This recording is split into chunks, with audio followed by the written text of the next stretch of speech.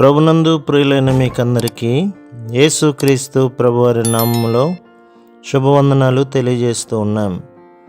దైవజనులు బ్రదర్ భక్త సింగ్ గారి పరిచర్యలో నుండి అలసిన వానిని ఓరడించు మాటలు.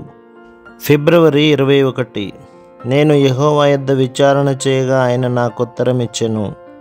కీర్తన గ్రంథం 34వ అధ్యాయం 4వ వచనం. కీర్తన గ్రంథం 34వ అధ్యాయం 5లో వారు ఆయన తట్టు చూడగా వారికి వెలుగు కలిగెను అని చదువుదుము. దీని అర్థం ఏమనగా, వారు వెలుగుచూ ప్రకాశించుచుండిరి. వారు ఆయన యొద్దకు రాకమునుపు వారి ముఖములు భయము పాపపు గుర్తులతో సిగ్గుతో నిండి ఉండెను. ప్రతి ఒక్క పాపపు తలంపు, మాట లేక క్రియ నీ ముఖము పై వికారమైన సిగ్గుకరమైన గుర్తును తీసుకొని వచ్చును. ఆరంభములో దానిని నీవు చూడకపోవచ్చు కానీ తరువాత అది కనబడును. వారు ఆయన తట్టు చూడగా వారికి వెలుగు కలిగెను అని దేవుని వాక్యం చెప్పుచున్నది. ఎవరు ఈ ప్రజలు?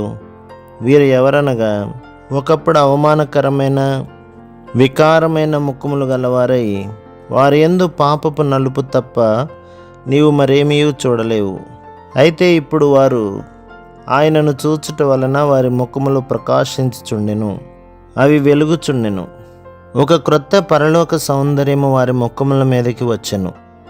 దేవుడిచ్చు ఈ సౌందర్యము సబ్బు కానీ, పౌడర్ కానీ, క్రీము కానీ, లేక బంగారు వెండి నగలు ధరించుట ద్వారా కానీ రాదు. కొందరు ఎంత బుద్ధిహీనులుగా ఉందరు కదా. వారు అలాంటివి వాడుట ద్వారా తాము అందంగా ఉండగలమని తలంచుదురు. నిజముగా ఈ విధముగా వారు వికారముగా అగుదురు.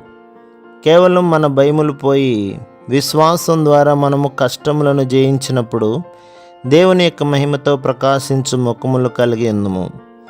దావీదు యొద్దకు సణుగుచు గొణుగుచు విచార ముఖములతో వచ్చిన ప్రజలు చీకటి గల అదుల్లాము గుహలో కూడా దావీదు ముఖం ప్రకాశించుటను చూచిరి. వారు కూడా ప్రభు వైపు చూచుటకు నేర్చుకొనిరి. వారి ముఖములు కూడా ప్రకాశించనారంభించెను. వారి ముఖములపై తమ దారిద్ర్యము రోగమునకు బదులు దైవిక మహిమ సౌందర్యములు ప్రకాశించుచుండెను. అదే కీర్తనలో 4, 6, 17, 19 వచనములలో కీర్తనకారుడు అనేక శ్రమల ద్వారా వెళ్ళుచున్నట్లుగా చూచుదుము. అయితే అతడు ప్రభు యొద్దకు వచ్చి ఆయనను చూచినప్పుడు భయములన్నింటి నుండి తప్పించబడెను. అతని కష్టములు శ్రమలన్నీ మాయమైపోయెను. ఒకవేళ నీ మాటలు వినుటకు నాకు సమయము, నాతో మాట్లాడుటకు నీకు సమయము ఉన్న ఎడల నీ కష్టములన్నీ నాతో చెప్పుదువు.